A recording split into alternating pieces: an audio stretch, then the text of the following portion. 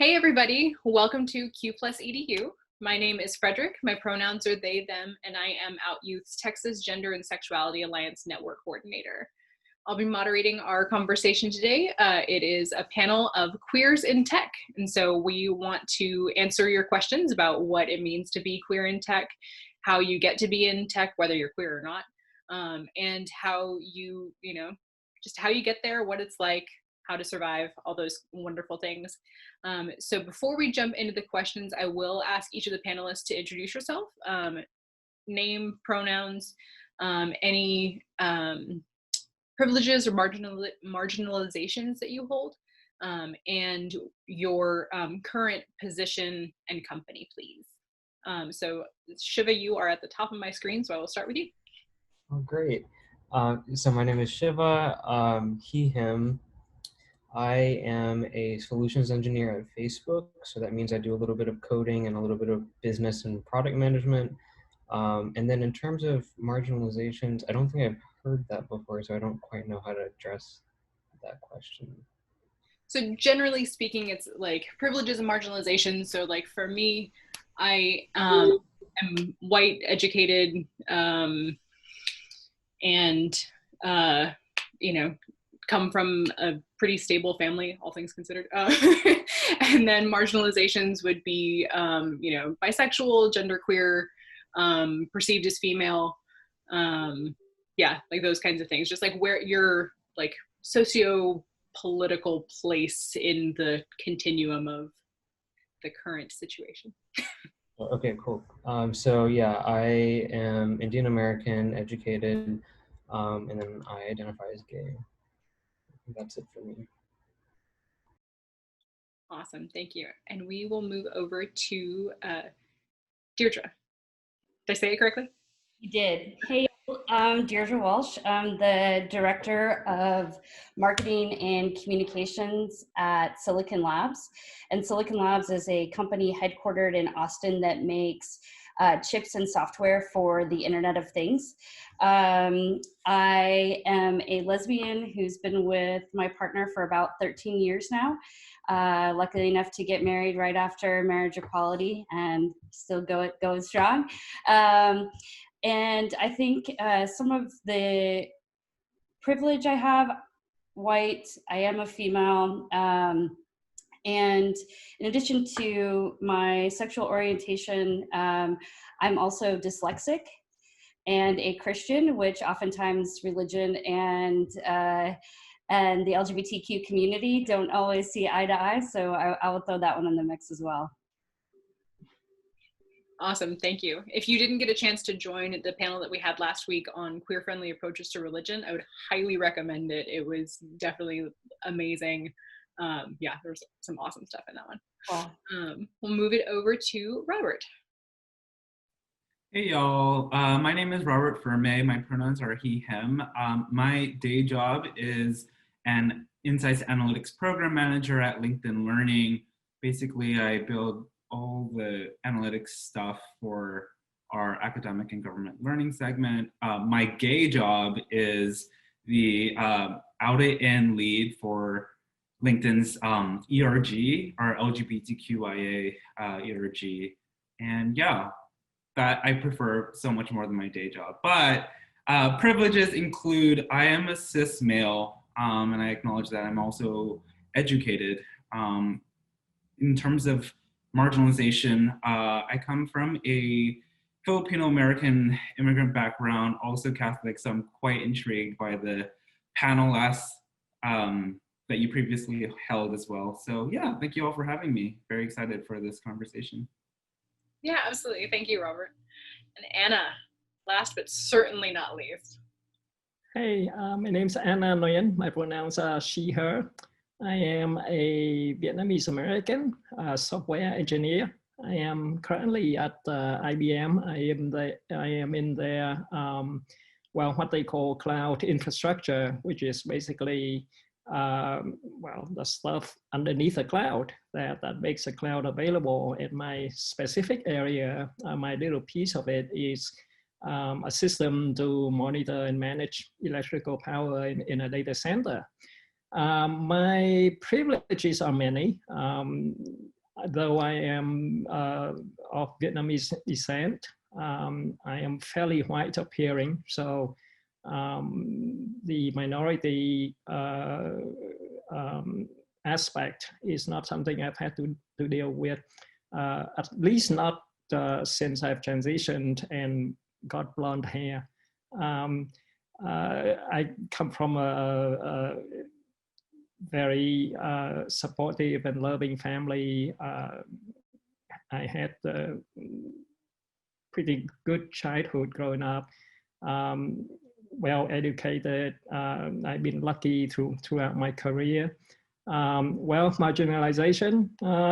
Well, I'm kind of I'm female appearing, and of course, most of all, I'm a transgender woman.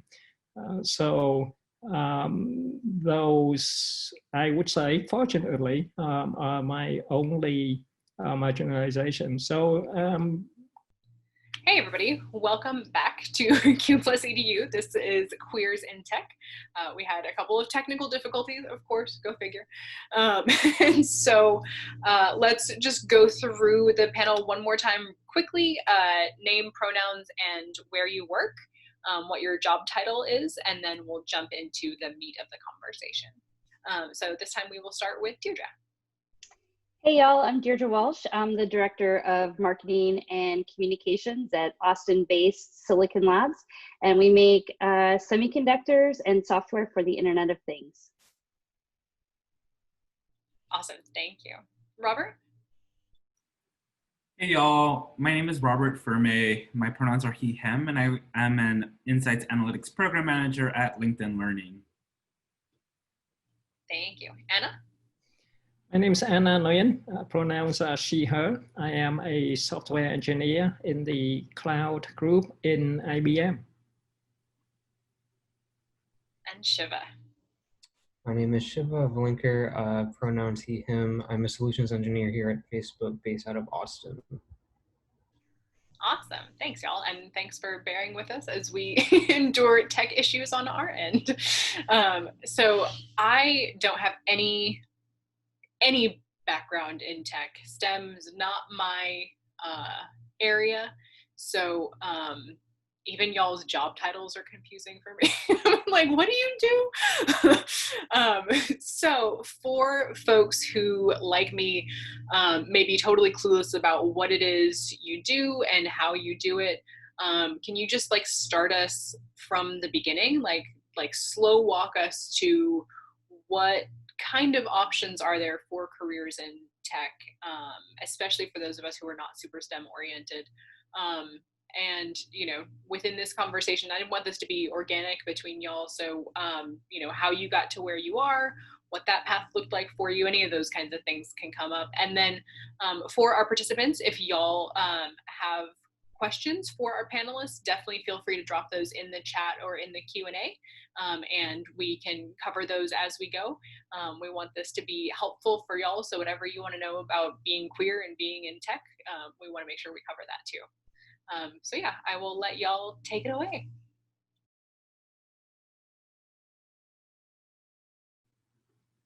Okay, I jump in. Actually, Deirdre looks like she's ready to go too. So. No. Go ahead. Okay. So from this, so as I mentioned, I'm a software engineer, which is basically just a fancy term for being a programmer. I write programs basically, and of course, being a programmer is general and vague as saying I'm an artist. Right? I could be a photographer or a sculptor or a media artist or a videographer or painter or whatever. But at the bottom of it all, being an artist means to be creative. And in a way, that's what being a programmer is as well, even though there's more technology and science and education to it these days. Solving problems has always been and continues to be a creative, as much a creative endeavor as it is a just a simple scientific or methodical thing. So I majored in computer science. I graduated from NYU in 1981, which makes me 60 years old, to save you doing the math. And that was a great time to get into computer science, because in the early 80s is when things were beginning to really pick up. And as I mentioned before, I've been pretty lucky in my career in usually being in the right place at the right time, and I've gotten to do a variety of different new and interesting things. And that's the one thing that will always be true in a STEM career, I think, and that is technology is always changing and quickly. So it's not like, for example, accounting, where it's pretty much set and there's very little new innovation. Maybe there are changes depending on the tax legislations, for example, but it's pretty much the same way it's always been for hundreds of years. But not so with technology. It changes, new things gets discovered, new ways of doing things come about. So the constant is going to be that one is always learning. And that's the one of the important things that I want to stress here, and that is nobody starts out knowing everything. But it's essential that one is constantly learning, because I'm 60 and I've been in the industry almost 40 years, but I'm still there. All my peers are way younger than me. I guess the average age is probably, well, maybe not so at IBM, because we tend to have more gray hair there. But in places like in the newer tech companies like Facebook, for example, we're talking about in the 20s and 30s. But that's where, that's why keeping informed and keeping up to date and being educated about new things is very important. And that's one of the things that I would like to people to keep in mind. Nobody starts out knowing everything, and always be continually learning.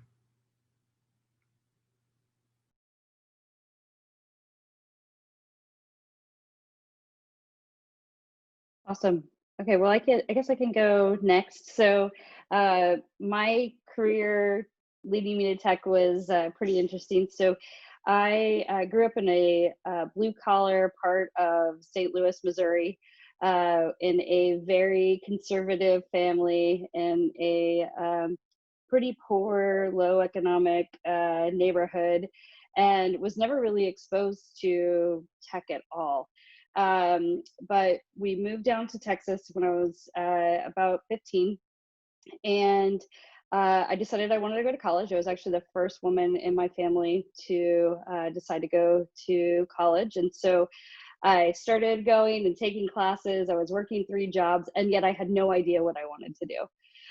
There were really only a couple things that I thought I liked, and that was writing and doing some analysis. And so I stumbled my way through English, and was putting myself through school to get an English degree. And I realized I'm paying a lot of money for people to argue Dante's Inferno. And I decided this probably isn't how I want to spend my time or my resources. And I moved into the communication school at the University of Texas. And I started getting really practical skills of how do you write press releases and how do you interview people to become a good journalist. And through those practical skills, I then graduated and went to work for a public relations agency, where I actually started off in consumer marketing. So I was marketing Malibu rum, and I was driving around the Malibu rum girls to radio stations at 6 in the morning. And I was like, clearly there's got to be more to public relations than just consumer side. And I started working for HP as my top account. And I very quickly realized, oh, I really love tech. Because at the core, to me, technology is all about making connections. And that was the thing that was drawing me to communications. It's the messaging that you get to write and the connections you get to make. And I very quickly realized that tech was sort of the place for me. And so in my job today, as someone in marketing and communications, I still get to do a wide variety of things. And so when I think about sort of what my scope of my role is, it's really about what is the reputation of the company. So that can mean everything from what do you see on our website to what are we lobbying for or against at the Capitol, right? It's about relationships, so relationships that we have with our customers and with the media and with people that want to be our customers. And then ultimately it's about helping the company make revenue, right? It's about helping people understand what our solutions are and help grow the business. And so there's never a dull moment, and I get to do a lot of different things, which is the reason that I'm sort of very happy in marketing, especially in tech.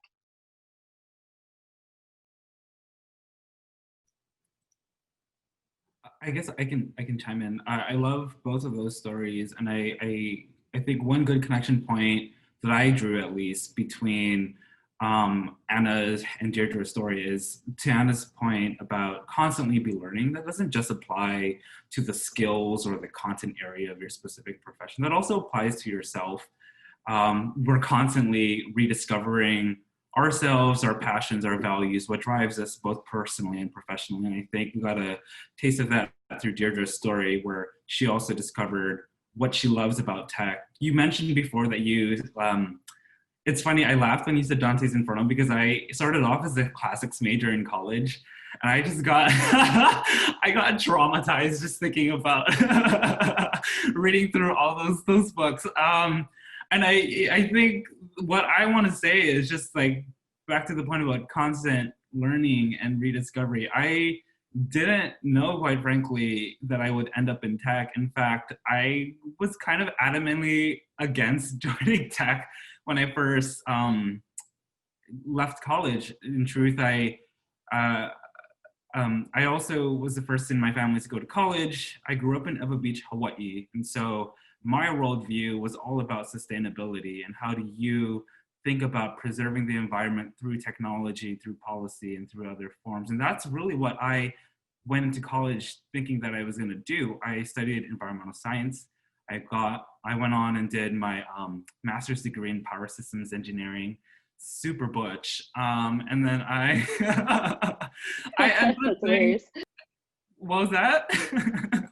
I said that's hilarious. Yeah, I ended up doing power systems engineering, but Lord have mercy, like I can't even deal with a cockroach, and like there's so many cockroaches in the power plants. But I went into like energy consulting right out of college, and you know, as fate would have it, I got mapped to all the oil and gas customers in the South, and I remember that experience being, you know, both positive and also negative. And I think there were moments in my tenure where I knew in my heart that this was not meant for me.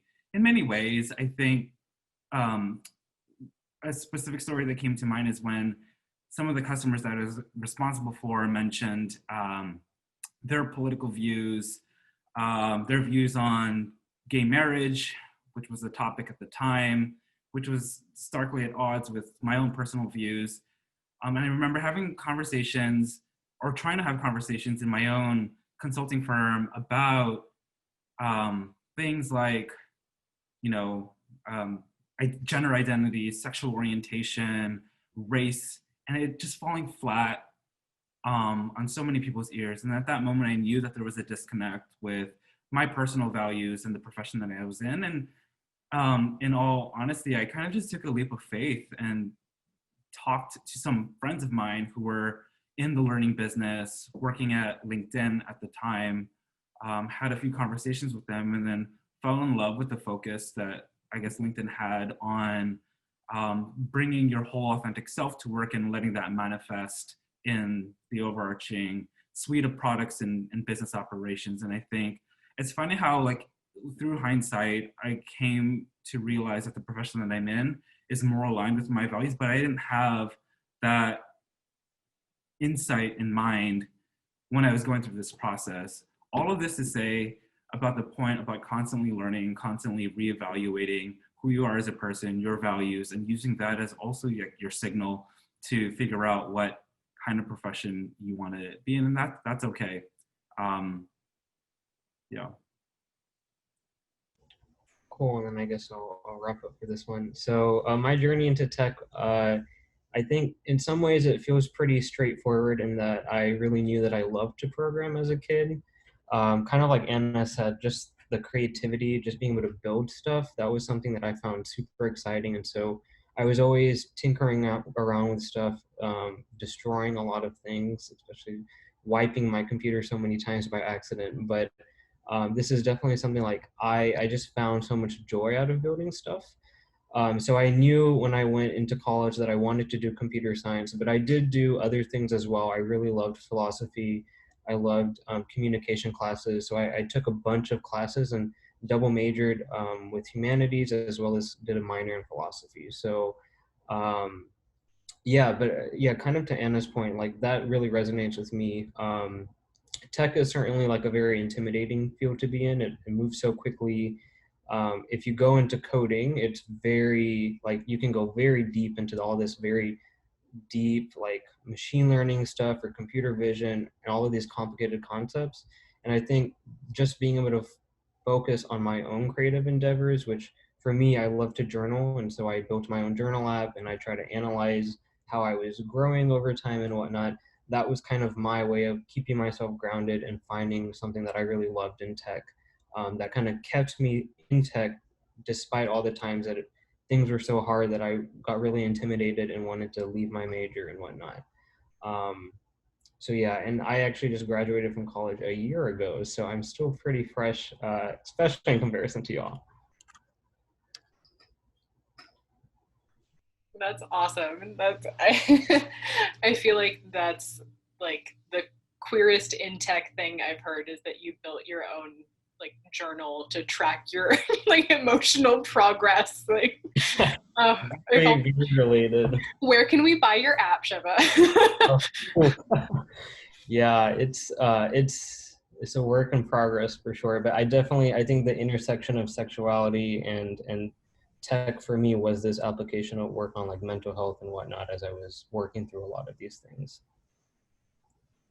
Yeah, that definitely makes sense. So generally, what is it like for y'all to be part of the LGBTQ plus or queer community in tech? Like how out can you be at work and feel safe and feel welcome and, feel like people aren't gonna assume that you can't do your job because you're too focused on being queer?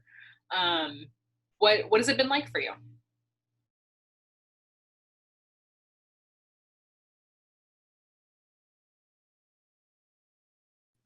I'm not going to go first. Somebody else go first. I don't want to hog the limelight. Shiva, I think you should go first since you went last time. Oh, damn. Okay, so I think this is definitely something that I still kind of grapple with, and yeah, I'll say that like before Facebook, I interned at Google, and there I had a pretty good experience. My manager was gay as well, and he was also relatively fresh out of college. So there was a lot that I could talk to him about, especially because that internship I really was struggling with sexuality, so I had somebody to talk to, and I felt and I mean, it was the summer, so like that was when Pride events were happening, and I got to go march with Google in New York City and whatnot. So I felt very accepted and very kind of like proud of where I was and whatnot. At Facebook is great as well. I just think I haven't had that comfort as much just because of, I guess, the team that I'm on. To kind of give more context to that, I work as an engineer in the sales side. So in sales, there's definitely a lot more queer people, I think, proportionally. And so that's great. And that definitely helps with representation. But my team is pretty stereotypically like tech oriented, where It's an all-male team, very low diversity in most all of the metrics. And so just as a result, like sometimes I can see just difference in opinions on like recent events and whatnot. So I tend to not necessarily be super open at work. I do a lot of stuff with our ERGs as well. Especially I work with Out Youth, support Out Youth through Facebook ads and like try to help them grow, or I guess help y'all grow. But this is still something I'm finding my footing for. And I had plans to go to a bunch of queer events internally and externally, but COVID kind of stopped a lot of stuff. So this is, I guess, where I'm at and pause for the moment. Yeah, COVID rained on a lot of parades this year. But yeah, if y'all have seen Q Plus EDU ads on Facebook or Instagram, that is all because of Shiva. Well, mostly because of Shiva. I helped a little. That's great. Let me jump in because Shiva talked about lack of diversity in his team, and that I mentioned before that IBM tend to have more gray hair than the average technology company, and it's definitely true even in the cloud group, which is a fairly new technology. And on my team, I'm the only woman, I'm the only transgender person, and as far as I'm pretty sure I'm the only, the non-white, cisgender, heterosexual male person on my team. But I think I had a pretty good start at IBM, and it was quite a surprise for me. So a little bit of background because it's relevant. So I came down to Austin in '92 to work at a company called a startup called Tivoli Systems, and that was acquired by IBM in 1996. And I left IBM in 2000 and spent a chunk of time at various startups. And a few years ago, about 3 years ago, I left the tech industry altogether to go work in the fashion industry. That's as unrelated a field as you could get, and the reason for that is that sewing and fashion design has always been my lifelong passion, beside software engineering, which I also love. I had the opportunity to go work for a designer, and I jumped at it. So I did that for a couple of years. So the reason I'm not now back in IBM is that I spent a couple of years doing the fashion and modeling thing, and that was a lot of fun. But like with most artistic endeavors, it doesn't pay the bill. And every artist I know, every actor, singer, have to have a day job. And it was no different with me. That gig, though very educational and very fun, wasn't paying the bill. So I happened one day to find out about a program at IBM called Tech Reentry. And it's a program specifically for women who've been away from technology for a few years and who would like to jumpstart their career. And it's a great program. It's a great idea because companies like IBM get access to a demographic that is well educated and experienced, and people like me get to re-enter the industry without having to answer the really tough question of, well, what have you been doing for the past X number of years? So anyway, so I came back into IBM, and so that was in 2000. That was a couple of years ago. And that was like probably 18 years, 19 years after I left IBM. And it was such a surprise to me to find out how progressive and inclusive IBM is today. There's just like huge awareness of diversity and inclusion within IBM. There are BRGs, business resource groups. for LGBTQIA related issues and topics in every locales. IBM is a worldwide company, as is Facebook and LinkedIn and Silicon Labs, and so there is variation as to how deliberate IBM can be in being supportive towards the queer population, because the company operates in some locales that are not queer friendly. But within IBM, within the cloud group, it's so amazing. I mean, and so I'm just surprised to be able to be in a company that is so supportive. Now back to my original point of the diversity. So even though my team is like Shiva's team, very low in diversity, the people over time I've come to find out that they, like with a lot of people in technology, are well educated, well informed, and tends to be more progressive. So now, nobody knew that I'm a trans woman.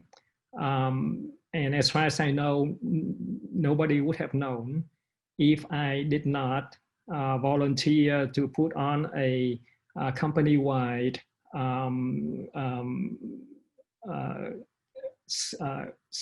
webinar, I guess, called Transgender 101.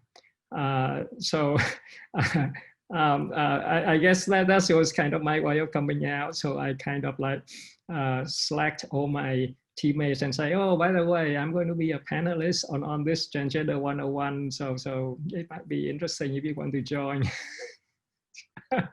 So I guess they know I'm transgender now. But that's so the thing is, even though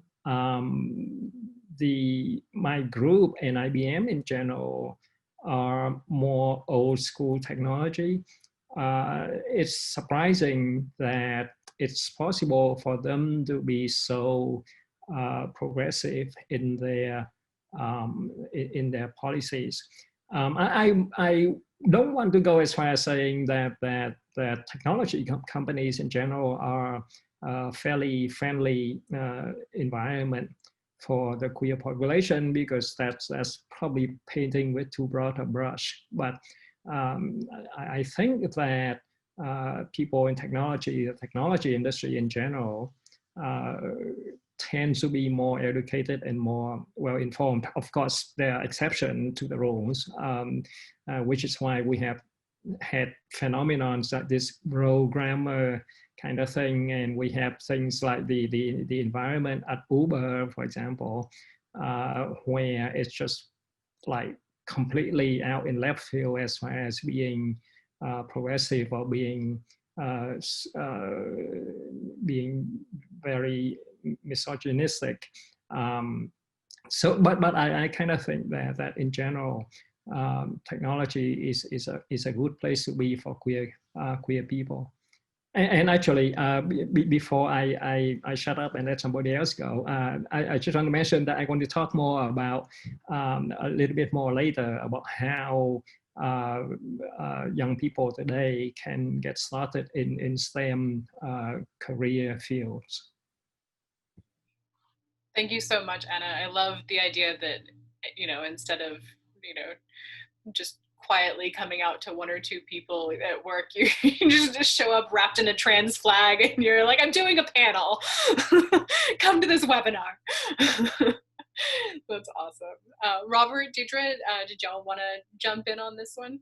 What's it like to be queer in your places of work? Sure, I'll go.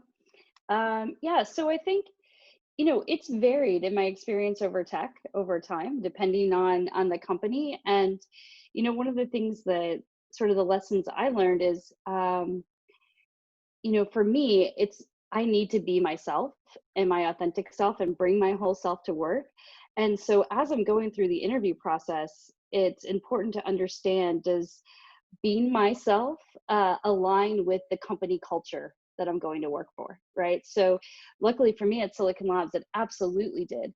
I still think sometimes, and I'm curious if anyone else on the panel still feels this way, um, I still feel like sometimes I spend a decent amount of energy trying to determine on more of an individual level how open I can be around things like my sexual orientation, or political views. That sort of thing is still takes a fair amount of energy to determine if I will be accepted in that conversation or not.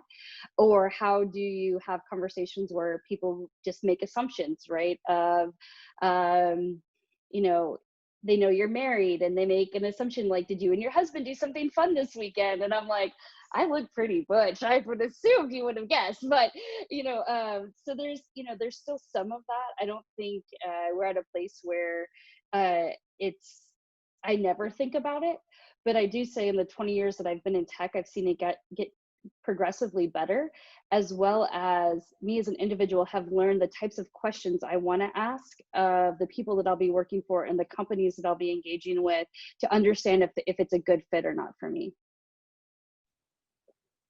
Can you give us a couple of examples of those kinds of questions that you ask in interviews, or like kinds of things that you look for before applying?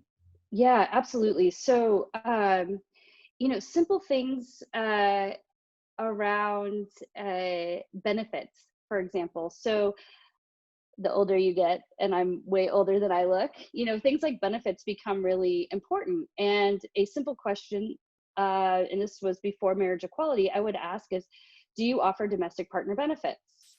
And how HR would respond to something like that was a key indicator on if they were open or not, right? If the recruiter could easily say, oh yes, and here's what they are, that's a different type of answer than, oh, I haven't been asked that question, or I'll have to ask and get back to you, right? Also things like, I know you mentioned BRGs, do they have diversity and inclusion groups? And is it part of what I like to ask? So for me, I'm a little bit of a political junkie. And so I want to understand, are your diversity, equity, and inclusion efforts, do they go beyond text on your website?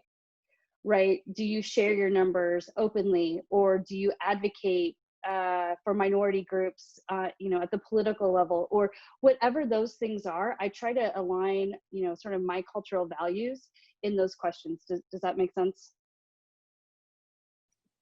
Yeah, absolutely. Thank you for that. Sure. Robert, how about you? I know before we had our tech issues, you were talking about your day job and your gay job at LinkedIn. So tell us a little bit more about that and what that's like for you. Absolutely. And I do want to just plus one what Deirdre said. There are things that a company does at a systemic level to ensure that the culture is a safe place for queer people. But at the end of the day, you spend most of your effort within your group interfacing with your manager. And so as much as the company is interviewing you, take the time in the interview process to also interview your manager and test and pressure test what that compatibility looks like. Really treat it like it's a date, honestly, because you're going to be spending so much of your mind share with that person. And do you want to spend 90% of it trying to deal with microaggressions on a daily basis, or do you want to be able to spend that mind share instead on doing your actual job and thriving versus surviving? I think another good way of, vetting through companies is seeing what they have done. And I think this is a really prime time to see how companies have responded to COVID-19. There's so many tech companies that market themselves as inclusive cultures, but when it came time to laying people off, who are the first organizations to get laid off? A lot of the D&I orgs, a lot of the D&I facing teams, PLCs, etc. Those are actions that you can use to hold companies accountable and pressure test whether or not they're actually walking the talk. And I think I share the same thought also as an ERG lead at LinkedIn. There's so much marketing that we do to try to attract talent. And I think diversity is one part of the equation, but what other things has the organization done and what systems have they created, including benefits to make sure that we're thinking beyond just talent acquisition, creating inclusive cultures, retaining talent. How do we think about intersectionality as well? So often I see organizations talking about identity groups in silos when the reality is these are not siloed entities. There's so much intersectionality beyond, like in between those different groups. And one of my biggest pet peeves is when organizations try to create programs that ultimately create like a survival mindset or a scarcity mindset, when I think that has so much damage to an organization's culture more than it brings. And by that I mean create a system in place where I've seen companies talk about identity groups in silo, and that also affects funding. Yeah, that's really interesting. I think as you were talking too, one thing that kind of popped into my mind is, with all of these, it's a difficult balancing game on authenticity, right? Because authenticity doesn't always, there's like a difference between being authentic and being self-righteous in something, right? And being authentic to me doesn't mean I'm right and you're wrong. It might mean I think I'm right, but I'm open to listening to you, right? Or I really believe I'm right, but I can see why you see things differently, right? And I think that it's that gray and that ability to have those kind of tough conversations and create that space for people to share both ways, I think is, in my opinion, a way that we will actually progress. And it won't be seen as so much as a company that gets it or doesn't get it is sort of the hope, right? It's like a company that can have the tough conversations is the type of company that you want to work with. I don't know. No, I 100% agree with you. I think you want to have a culture that is growth mindset, where we can have open, constructive, and honest dialogue. I think it becomes dangerous where you find yourself trying to convince someone that is just not ready to have the conversation. And if that's especially happening at the executive level, or you feel like you have to justify why dollars need to be spent into an ERG system, that's an uphill battle that I think might be worth also taking a step back and evaluating where it's worth investing your time. That's a great point. I think, yeah, like thinking about your time investment and like how that aligns with your values and all those things is really important. And I know, Anna, you had mentioned wanting to circle back to like how young folks can get into these kinds of careers. And so I think like that's where we only have a few minutes left, but I want to tie that back to that. Like, how do you find yourself into a career in a company that you align with? Right. Starting from a place where it's not queer related, how would a young person get started in a STEM related field, regardless of whether or not they're queer? And then I will move on to the queer aspect of that. I guess the unfortunate things that today is that IT and computer science related areas are so popular that there's a pretty big pool of talents to draw from. So just going to school and majoring in computer science might not be the great meal ticket like it was when I graduated from college. It takes a little bit more deliberate efforts, certainly beyond the education aspect of it. Definitely a college degree, maybe a master degree might be more advantageous these days, but also the practical aspect of it.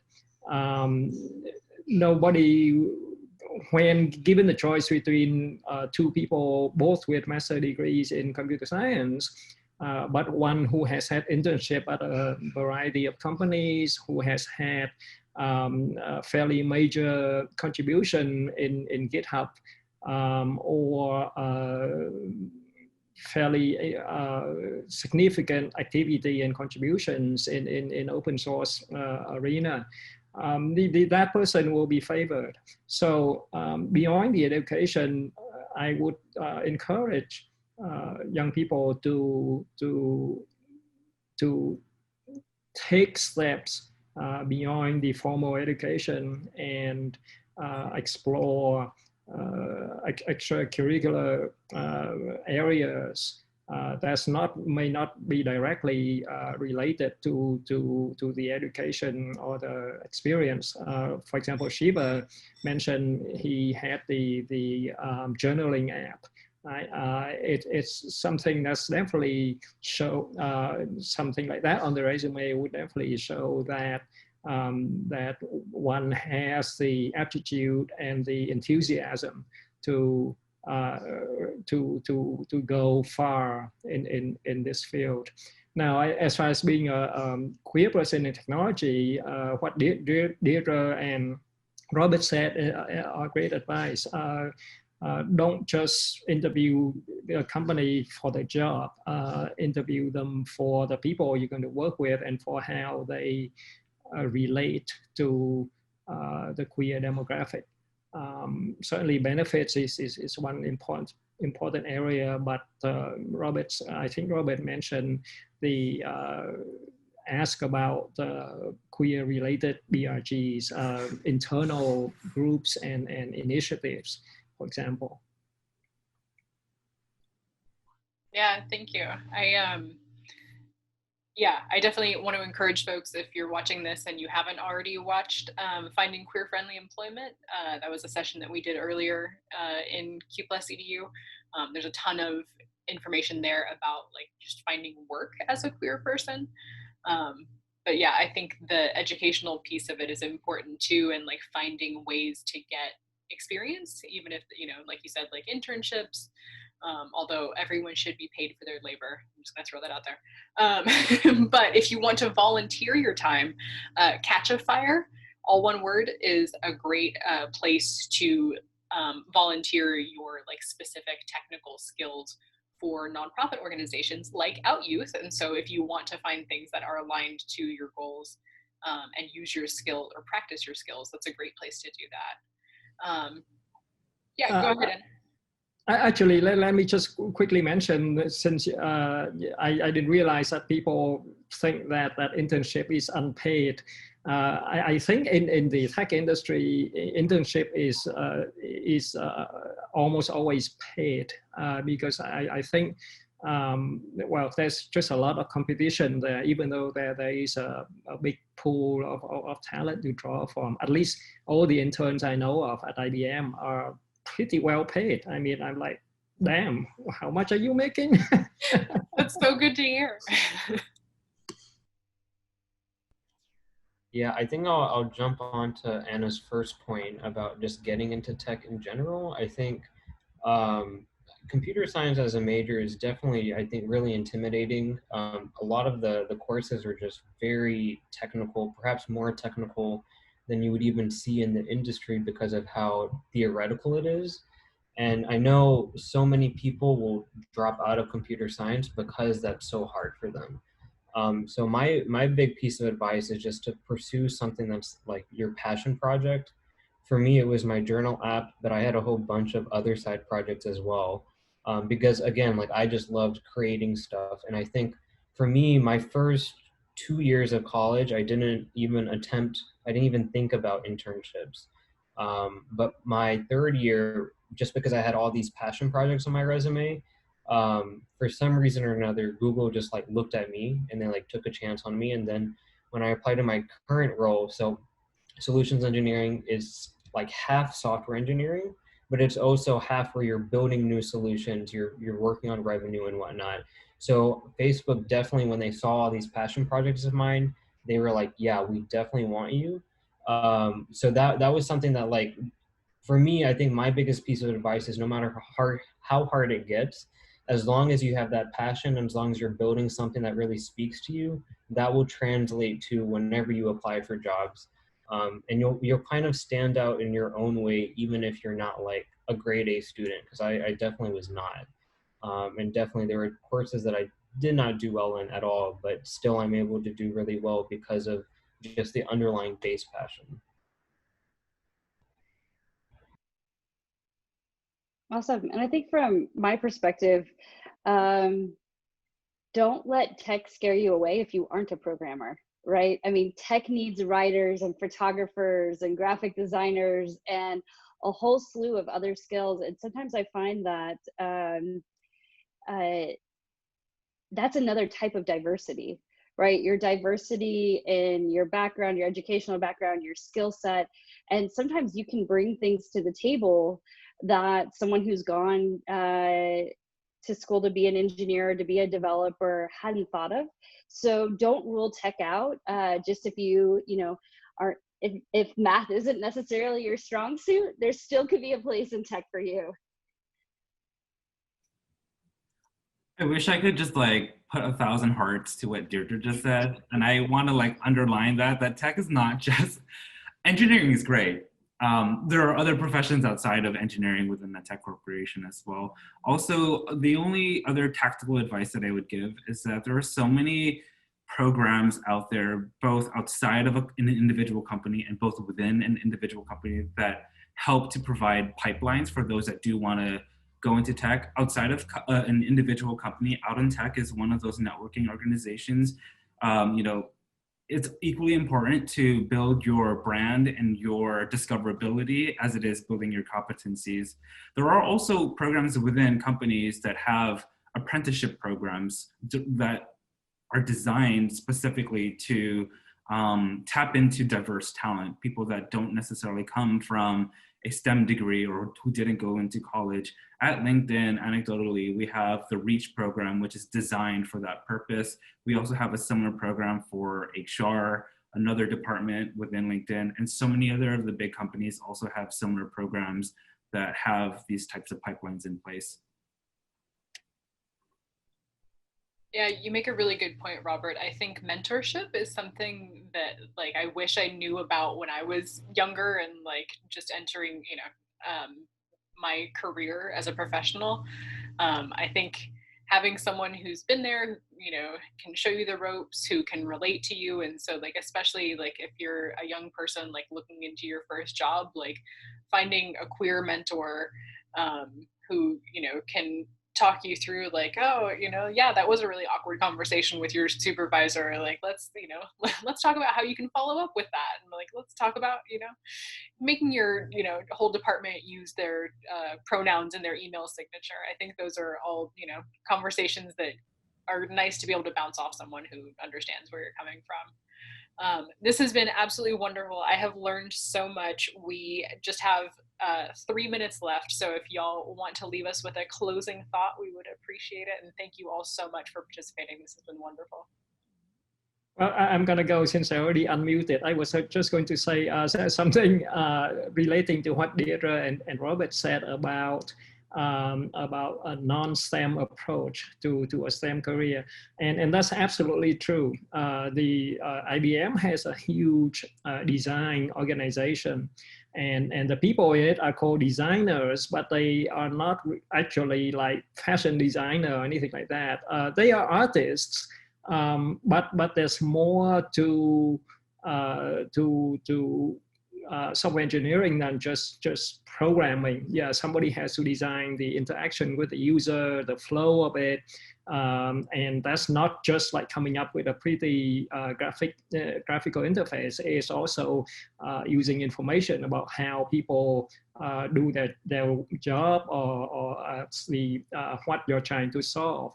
And these positions are kind of like a hybrid between pure software engineering and pure graphical art kind of field. So yeah, there are areas and aspects of STEM careers that's definitely not just sitting around twiddling bits all day. There are definitely areas that requires more creativity and one last thing I want to say is that an illustration of that is that at IBM, so in my building, the floor where the coffee machine for our building is on the design group's floor. And you can tell there is a design group floor because it's like really cool, really clever, really beautifully decorated. And you can tell where the sales and the engineering floors are because they kind of like plain and static and kind of sanitized. So yeah, there's definitely non-STEM avenues into STEM industry.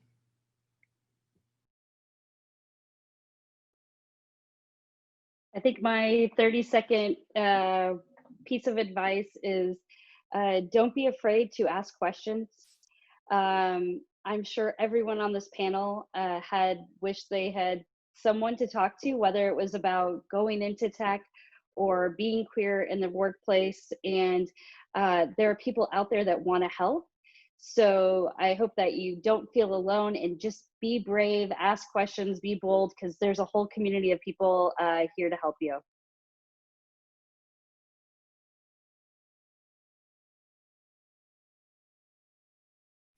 Mic drop, that's it.